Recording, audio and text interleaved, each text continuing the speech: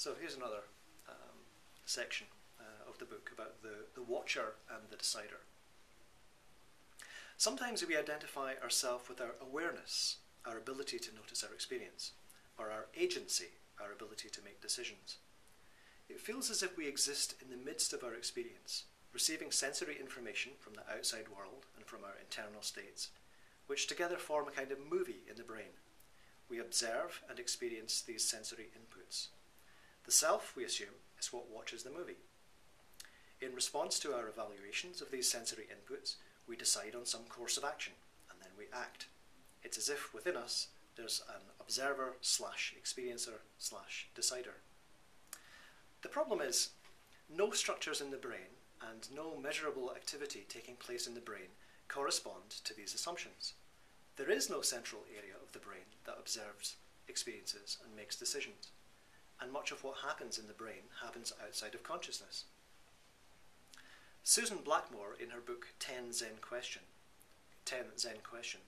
highlights the discrepancy between what we assume goes on when we perceive, evaluate, and decide, and what actually happens in the brain. She does so by considering a simple scenario. Someone throws a ball toward us, and we reach up and catch it easily. We assume, she points out, that we consciously notice the ball coming toward us, that we consciously make evaluations about its speed and trajectory, and that we consciously coordinate the movements of the body so that we snatch the ball from the air mid-flight. What's so unreasonable about that, you might ask? First, the visual system, Blackmore points out, consists of multiple pathways snaking through the brain. Among these are two main paths, a dorsal stream that controls fast actions, and a slower ventral stream that perceives and recognizes objects. You may have had the experience while playing a fast-paced game, such as squash or badminton, of surprising yourself by managing not only to get your racket in position to intercept a fast-moving projectile hurtling toward you from mere feet away, but also to send the projectile flying back toward the only unguarded part of the court. These are moments of sudden grace that we sometimes dismiss as luck, but that on good days happen so frequently we realize we're seeing an inner intelligence at work. Such decisions and actions are taken within timescales so short that we do not even have time to register consciously what's going on. We've responded to the input flowing through the faster dorsal stream, even though that information is processed outside of conscious awareness. Blackmore does not mention a related and very interesting fact, that some people who have experienced brain damage that prevents them from consciously seeing anything, that is, they're profoundly blind, can perform actions such as catching balls, weaving their way unerringly around obstacles in their path, and cleanly picking up objects. This phenomenon has been termed blind sight, and it produces deeply paradoxical situations. I just want to emphasize this. There are people who are blind, who if you threw a ball toward them, they would be able to catch it, or they would be able to do an action like threading a needle or picking something off a table, and yet they're blind. They cannot see any of the things that they're doing. Beatrice de Gelder of Harvard Medical School and Tilburg University in the Netherlands has a video of a blind man, TN, successfully navigating a corridor littered with obstacles. TN is profoundly blind as the result of 2 strokes that destroyed his visual cortex. His eyes work, but his brain simply cannot process the visual information it receives, or at least TN cannot become conscious of such visual information. And yet in the video, we see him deftly threading his way past trash cans, a shredder, a camera tripod, and cartons of letter-sized paper. He moves exactly as a sighted person would, although a little more slowly, neatly avoiding every obstacle, and yet he cannot consciously see a single one of them. Another patient, a woman called DF, became blindsighted after carbon monoxide poisoning from a broken water heater damaged her visual cortex. Like TN, she cannot consciously perceive shapes or objects, and yet she opens her fingers to the appropriate width when picking up an object, and she can twist her hand to the correct angle when asked to put it through a slot. She acts as if she can see, and yet she can't. Blind-sighted individuals process visual information and respond to it, but seeing, in this case, is taking place in visual pathways that operate outside of conscious awareness. Blind-sighted individuals clearly act and yet there's no conscious perception, nor are decisions to act being made with the involvement of conscious awareness. TN does not know he is avoiding obstacles when manoeuvring through a cluttered corridor, and DF is unaware of how she knows to adjust her grip, to pick up a cup one moment and a pencil the next. The implication of these cases frankly sends a shiver down my spine.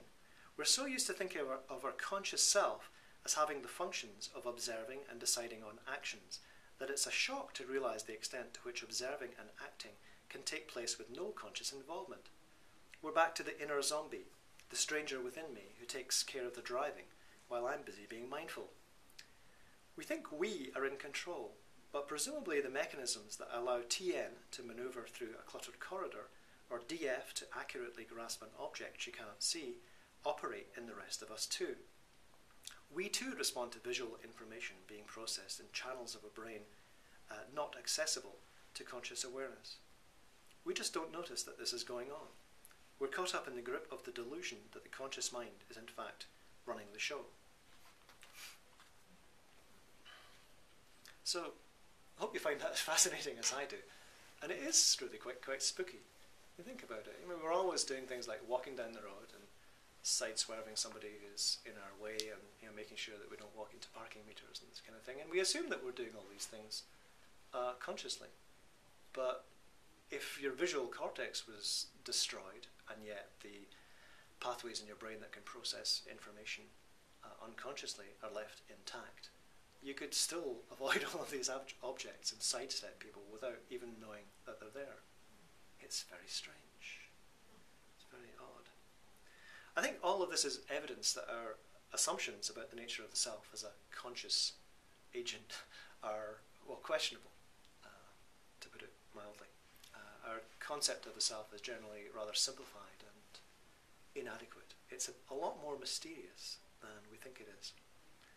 I'm not saying that we don't have agency. I'm not saying that we're automata. I'm not saying that we don't make decisions. I'm pretty sure that I make decisions at times, that I weigh things up and I come to decisions, at least sometimes.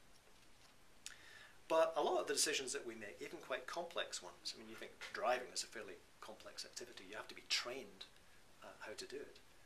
You have to pass tests and all this kind of thing.